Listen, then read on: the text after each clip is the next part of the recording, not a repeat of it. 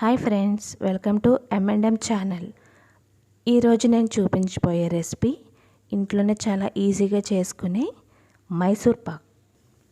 ముందుగా స్టవ్ మీద ఒక మందపాటి గిన్నె పెట్టుకొని అందులోకి 1 కప్ శనగపిండి తీసుకోవాలండి.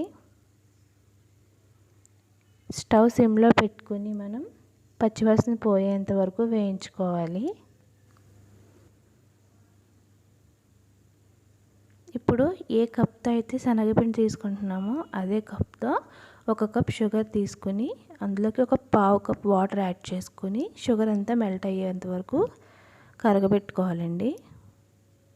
ఇప్పుడు మనం వేరొక స్టవ్ మీద 1/4 కప్ కరిగించిన నెయ్యిని సిమ్లో పెట్టుకోవాలి. చూసారు కదండి, షుగర్ అంతా బాగా మెల్ట్ అయిపోయింది.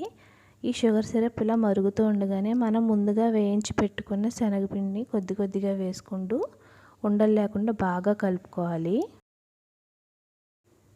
ఇప్పుడు ఇందులో మనం ముందు పక్కన పెట్టి మరిగించుకుంటున్న నెయ్యి కొద్ది కొద్దిగా వేసుకుంటూ కలుపుకోవాలండి. నెయ్యి అలా మరుగుతూనే ఉండాలి, సిమ్లో ఆఫ్ చేయొద్దండి. మరుగుతూ ఉన్నప్పుడు వేస్తుంటేనే మనకి మైసూర్ పాక్ అనేది గుల్లదనం వస్తుంది. చూసారు కదా, ఇలా కొద్ది కొద్దిగా నెయ్యి వేసుకుంటూ ఉండాలి. మనం ఇలా నెయ్యి వేస్తున్నప్పుడు అలా బబుల్స్ వస్తేనే మనకి ఎయిర్ అన్నది ఫామ్ అయ్యి లోపల మైసూర్ పాక్ అంతా గుల్లదనం వస్తుందండి. ఇలా బాగా మొత్తం ఆ నెయ్యి అంతా వేసుకుని కలుపుకోవాలండి.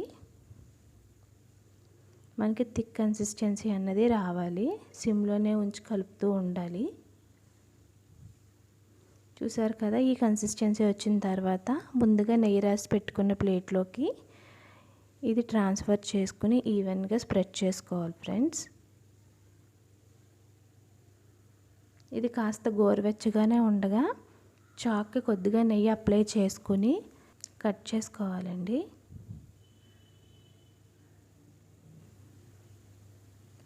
మనం మరుగుతున్న నెయ్యిని మాత్రమే వేస్తూ ఉండాలండి, లేకపోతే ఎయిర్ బబుల్స్ ఫామ్ అవ్వవు.